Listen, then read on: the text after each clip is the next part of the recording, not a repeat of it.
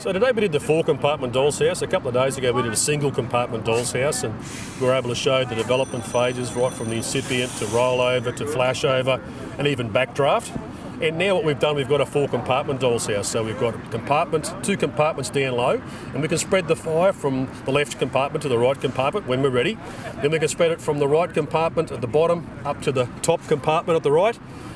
The top left-hand compartment is totally isolated from the fire, and you'll see that eventually will start to pyrolise. You'll get white smoke coming off that compartment. That's because the heat's being conducted from the fire through into that space. We've got smoke coming out of that space there. By having these 3 ventilation options, we can actually vary the flow path. So we can show the effect of confining the ventilation on the base fire where the fire has started, and we can show that by opening up adjoining compartments, we can actually spread the fire towards those adjoining compartments. Then we can actually close those off, we can produce backdrafts, we can experiment with putting water into the inlet and watch it follow the flow path and actually put the fire out. And this particular version we've got here actually had an attic space with a vent inside, so we're actually able to show the impact of opening the vent up before putting water in and vice versa. So we've got 2 volunteers here to help us run it.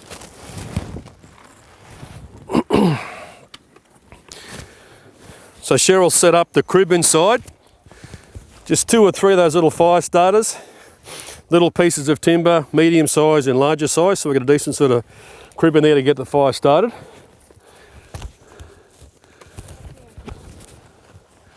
This is for Foxtel, cable TV.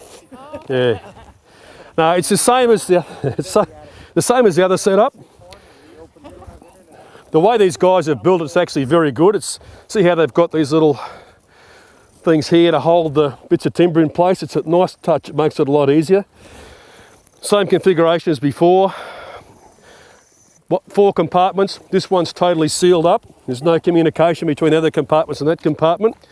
We can spread the fire from that one to that one and from there up to there. And also we've got a roof vent up the top here. So we're going to talk about the impact of opening up that vent during various stages of fire development and see what it does. Okay guys, when you're ready, you can light it up.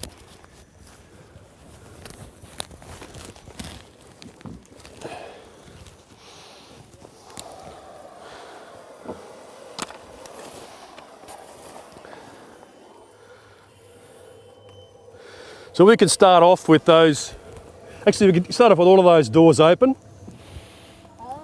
Yeah, not the internal ones, just the external ones, all our windows. We'll keep our internal doors closed. So we said before that you can actually run the first part of it just like you'd run a normal single compartment doll's house. So what's one of the first things you start talking about with the single compartment doll's house? Fire development. And don't forget, you've got a little bit of time. So what I normally do is I just explain the configuration of the box and light it up, because you've got a couple of minutes before anything starts to happen generally, and that's when you can start leading into your spiel. So what are the key points you're going to cover with your fire development? Pyrolysis. Probably a little bit, yeah, probably a little bit later on with pyrolysis. Moisture coming up? Yeah, so the first thing that comes off is moisture. You can try to light it up and say, it's no way it's going to light. There's a lot of water coming out of the boards. What about after that? Fire. Sorry? The fire. Yeah, you can start talking about the height to neutral plane. Yep. Fuel controlled. And as advanced as you get towards ventilation controlled. How can you demonstrate that? Demonstrate what? The change from fuel controlled to ventilation controlled. Yeah, you can start blocking off your door a little bit, can't you? You'll start to see the neutral plane come down, start to see the competition, the pulsing occurring there.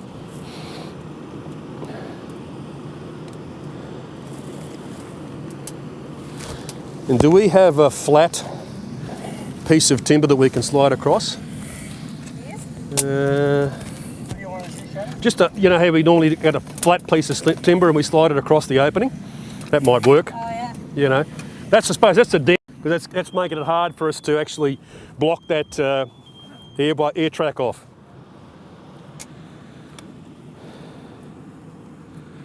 Another interesting notion here, just about screening. What's the fire risk here? What's the risk that we need like a 500. Vital the air supply is, you can start blocking it off partially to see how the fire goes back down. And you can even shut the air supply right off. If you do that at that stage, the fire will actually go out. That means you've got to relight it again, so be prepared for that. But that's a learning experience as well. See the other compartment right now. Yeah, it's starting to move through. So what's happening in the neighbouring compartment? Starting to get pyrolysis smoke moving across.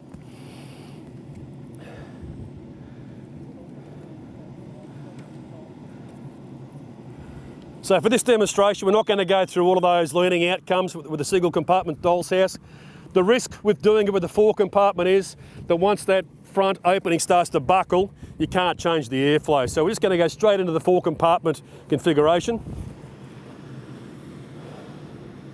When are you going to open the side and the top? When this gets a bit more involved. Okay. So I'd like to see the actual movement across without the opening and then create the opening. So you get the leakage from one compartment to the other.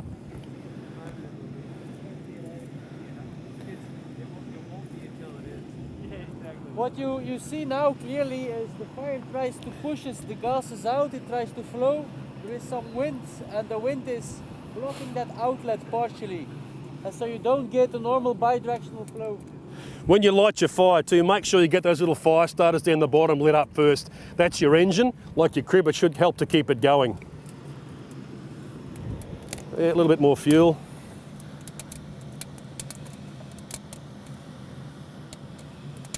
But at this stage you can show just how prone it is to changes in ventilation profile.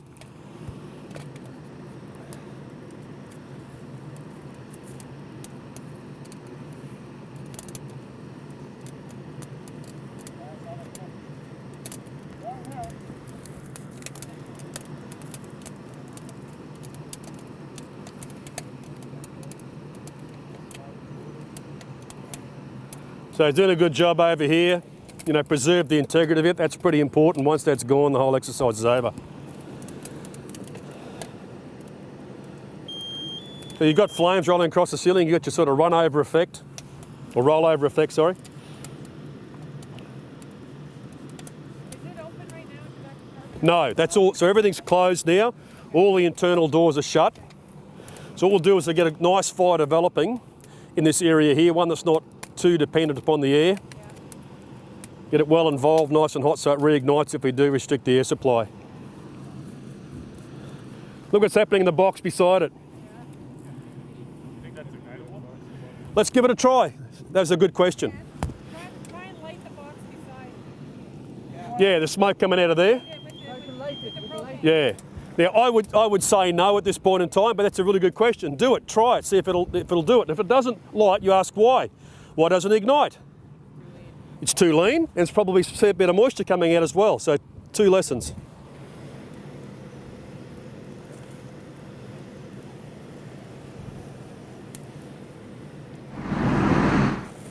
So when it gets a little bit hotter, we'll start to block off that air supply.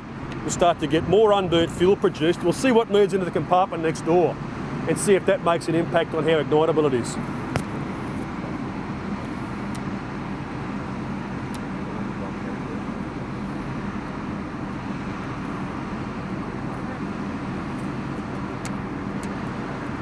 Bit of a change in smoke colour there. Low neutral plane. Got flames even coming from the base of the compartment now, so it's technically it's gone past the point of flashover.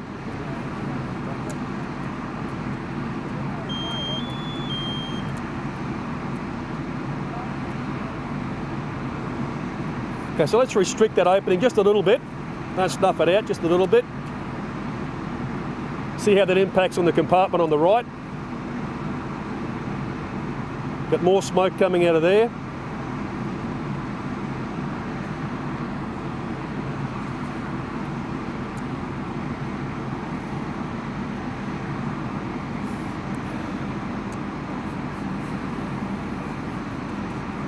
Good work. Now let's see if we can ignite that now.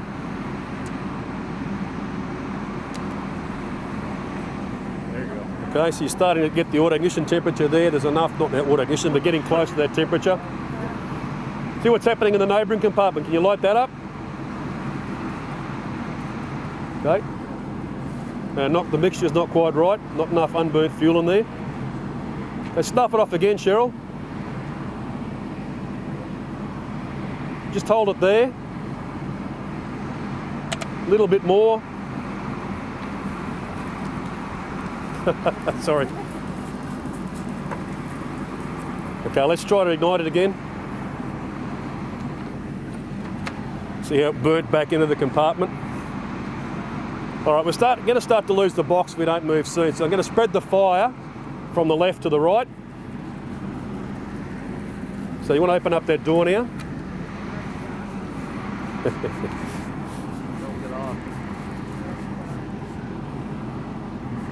Long pause.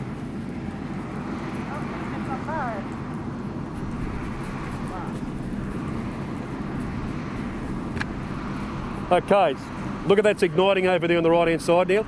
Okay, Cheryl, let's restrict that oxygen supply on the left. Oh, beautiful. See how it's igniting over there? A little bit too much. See if we can ignite it now. It's got to be getting close. There we go. Boom. Okay, so we still don't actually have any fire in that compartment. All we've now is got communication between the two spaces. So it's just the accumulated smoke you saw igniting there. Okay, so you'd ignite it.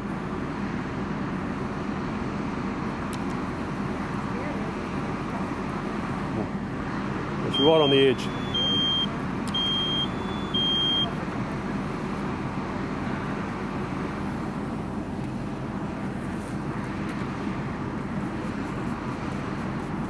So notice how when we close that opening off, the fire gets drawn towards the right hand side. That becomes the ventilation path, or the flow path. Drawing the fire across now.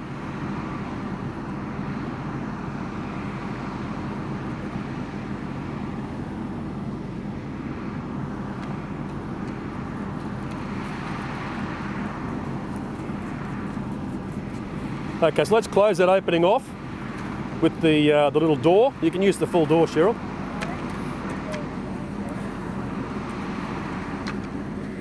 So what impact is that going to have once we close that off completely? Yep. See how the other opening now has extra flames?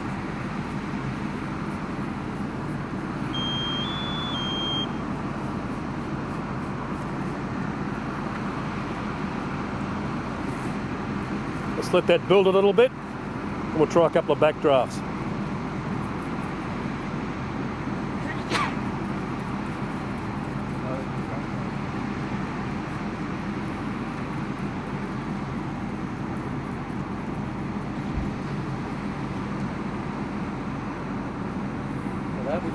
Yeah. Open the... Yeah, good time to do that. Yeah. Hey, Frank. Yes, Frank. When do you normally start opening up that ventilation point? When do you normally start opening up your roof vent? Would you open your roof vent now or leave it till later? You still have to open the... You can open the first floor. Yeah. And you can open... Okay. Just do it now before we do that, just to see what happens. So just open that up. Create a ventilation point.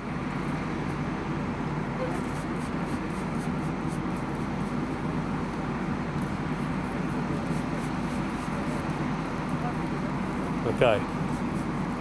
So Frank, you were saying normally your procedures are, if you can imagine that that's a basement fire down here, that's your grade level here.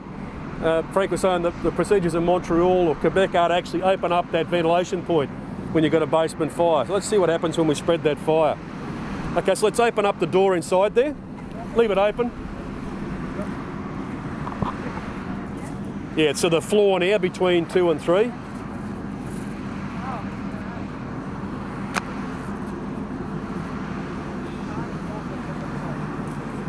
Okay. Now keep it closed for a little while. Close that space down, yep.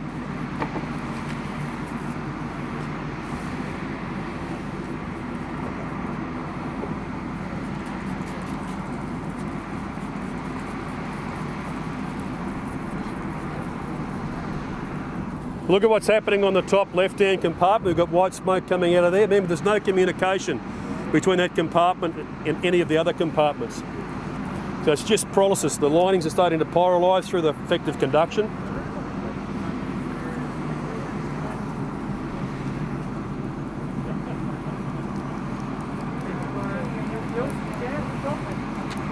Yep. Now see what happens at the, see how the opening downstairs is used more as an outlet now?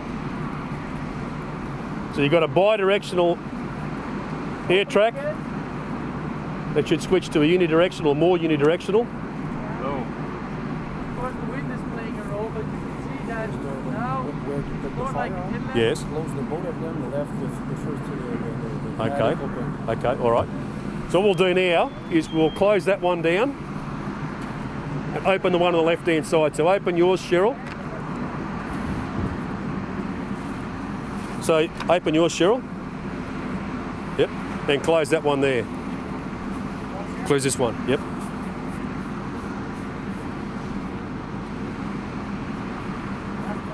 That's closed. Let's see what happens if we open it up.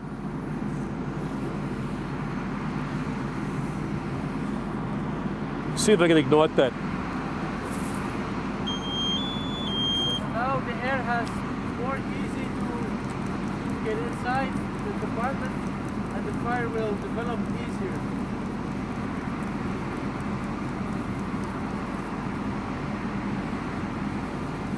You see how the flames are at the bottom bent inwards? It's the inflow of the air that makes them bend over. And that will continue until the fire gets too big. There we go. So we're just getting on the edge of losing this now. See how that's starting to distort there? See the velocity with which the smoke exits through the ceiling? There we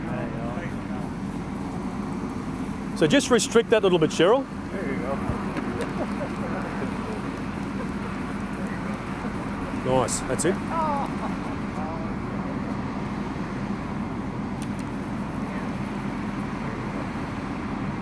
That's pumping out of there, isn't it?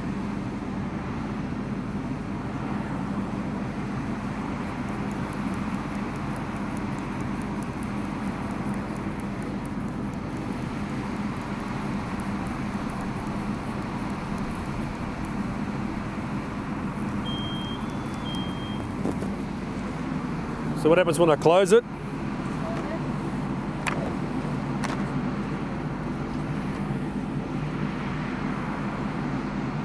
I see everything ignited.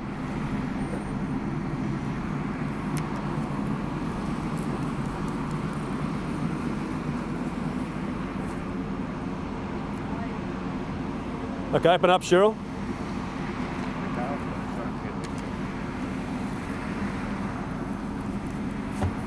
Yep.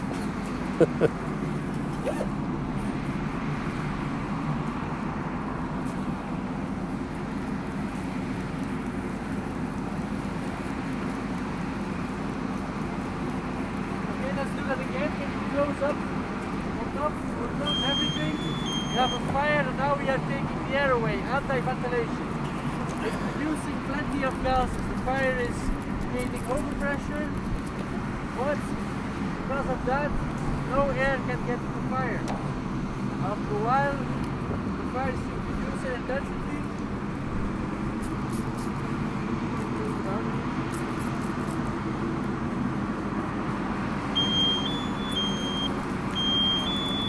Wind is playing a little bit with it. He's the aerial.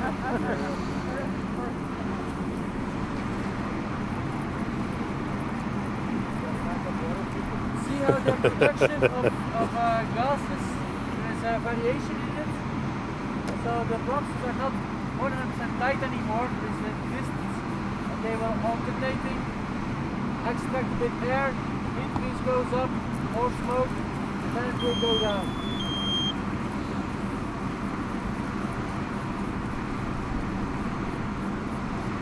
See how there is less smoke now? The wind is playing an annoying role.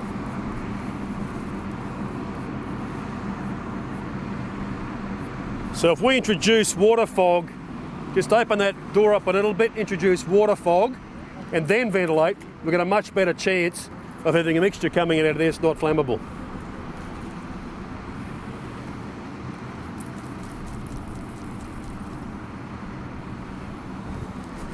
So just do it one more time, then I'll vent.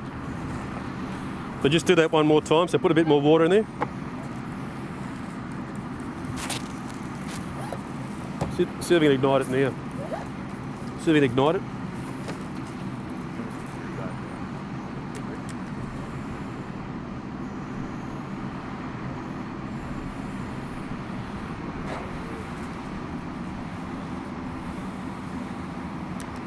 So it changes the mixture a little bit. Okay, sure, I'll open it up. See if we can get it going again.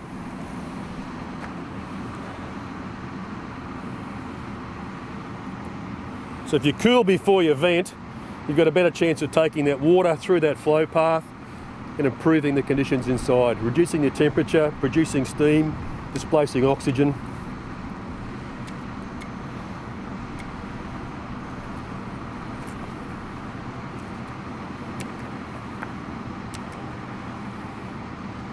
So keeping it closed before you vent it was a good thing. Introducing water before you vent's a good thing.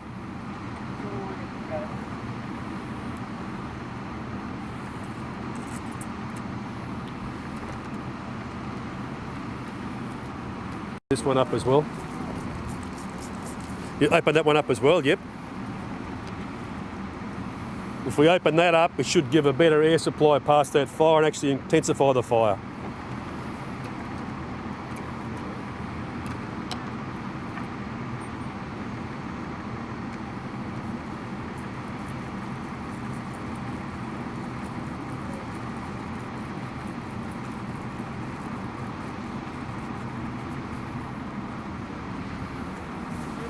How the boards of the opening bend inwards. So the more that happens, the more difficult it is to show things